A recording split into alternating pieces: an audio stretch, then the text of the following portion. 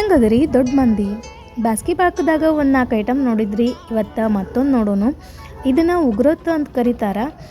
ಇದನ್ನು ಮಾಡೋ ವಿಧಾನನೂ ಭಾಳ ಈಸಿ ಇರ್ತೈತಿ. ಇದನ್ನು ಸೇಮ್ ಚಿರೋಟಿ ರವೆ ಯೂಸ್ ಮಾಡ್ಬೋದು ಅಥವಾ ಸೌತೆ ಬೀಜದ ಹಿಟ್ಟು ನಾವೇನು ಸ್ವಚ್ಛ ಮಾಡಿಟ್ಟಿದ್ವಲ್ಲ ಅದ ಹಿಟ್ಟನ್ನು ಯೂಸ್ ಮಾಡ್ಕೊಂಡು ಇದನ್ನು ಮಾಡ್ಬೋದು.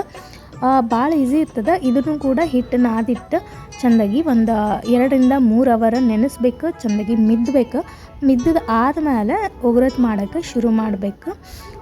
ಇದನ್ನು ಈ ರೀತಿಯಾಗಿ 2 ಬೆರಳಿಂದ ಮಾಡೋದು.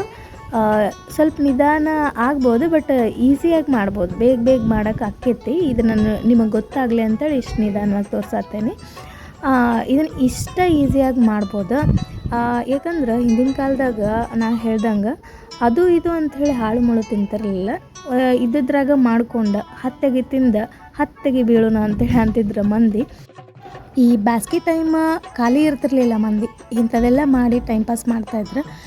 ಸುಮ್ಮನೆ ಟಿ ವಿ ನೋಡಿ ವೇಸ್ಟ್ ಮಾಡ್ತಾರಲ್ಲ, ಹಾಡ್ಕೊಂತ ಇಂಥವೆಲ್ಲ ಮಾಡ್ತಿದ್ರು.